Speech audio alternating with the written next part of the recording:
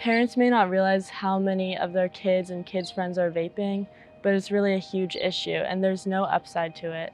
Tobacco and vape companies are targeting underage people who they know aren't even legally allowed to buy their products. They believe it's something sweet for themselves, like a candy or something new that they want to try. Tobacco companies use bright colors or cool names and flavors to trick the kids into thinking that it's like just some harmless thing that you can do like once or twice and you'll be fine. The problem is that they're able to access it, and the problem is that the marketing behind it is designed to entice kids, because if you start young, you're going to become their customer for the rest of your life. Vaping devices are designed to be well hidden, and unless you know what they look like or what to look for, you are probably going to have a hard time recognizing them. I'm a parent and a teacher, and my husband is a principal. Several years ago, when our son was in high school, I found what I thought was a USB device in the laundry, and I took it to my husband and said, "Oh, I hope I didn't ruin this for our son." And he said, "That's a vaping device. I need to take that and have a talk with him." Many people feel like vaping is just a small thing that they will do one day, and the next day they won't do it, but it's very addicting. Once kids start vaping and they get addicted to it, it's really hard for them to get off it, especially when they're the only ones that know about it or their friends are the only ones that know about it. It's not like it's just bad kids doing it, it's kind of like everyone, like people you wouldn't expect. There's just so much else behind it where you can't just like pin it on the parent, where it becomes a problem that governments have to step up.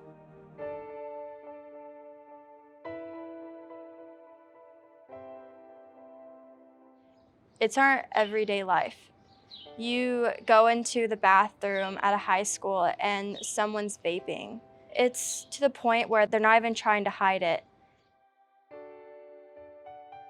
After we came back from quarantine, a lot of students were vaping a lot more than before. It felt like it just happened instantly like that.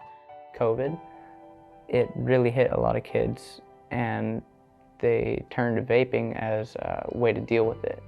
And now it's just kind of snowballing into this huge problem. I noticed it in 8th grade before quarantine, but when I came to the high school, I knew it had become a problem, but I didn't realize that it was actually this big. Now it's more like you see it everywhere, in the halls, in the bathrooms, wherever you go really. Every passing period, every break, I've seen girls do it in the middle of the classroom when the teacher leaves. They can't sit through an entire class without getting anxious and jittery and nervous because they're just itching for that next hit from their vape. During COVID, they got stressed out and it became kind of like their coping mechanism, and now they're just addicted. And now that it's so normalized, more and more people are gonna start and are starting. A lot of people just offer you their vape and you have to decline it rather than them being like, "Oh, do you vape?" I know a lot of people that feel peer pressure to vape, and then they get addicted. It's a whole cycle because then they might pressure more people into vaping. The amount of stress that these kids are under in school and out of school, it is a problem. Big tobacco is a predator. They prey on our most vulnerable. They do not let up. I've definitely seen people's moods change, their perspective on life. They don't care as much. It's hard to see them like that. They're starting at younger and younger ages. It's rewiring their brains, so they're potentially going to become hooked on it for the rest of their lives. I care about all those people and my peers and how it's going to affect us in the future. They still need to grow and they think it's normal. What's going to happen in the future? Vaping is everywhere. It's in our phones, in our lockers, it's in our classrooms, it's in the bathrooms, it could be in a car, it could be in your best friend's backpack, it could be anywhere. Vaping is normalized and is talked about like it's next week's math homework. Statistics clearly state that 70 to 80% of smokers wish they could stop. Even many of those who are persistent with it and understand how trapped they are. We have a lot of advertisement for tobacco products posted everywhere on the shelves, like right where you're going to pay for your stuff. It's really hard to miss. They are predators. They will look to find ways to hunt them. They'll target them, and eventually they die.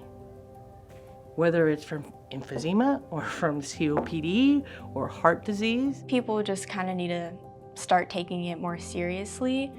People being those in power who can actually do stuff about it. We tried proposing a TRL in our local county, and it was pretty much shut down. The problem lies in the flavors. That's what gets kids interested, that's what gets kids addicted. Personally, my vision of a tobacco retail license would get less kids addicted to vaping. I think we need to regulate where flavored vaping products can be sold.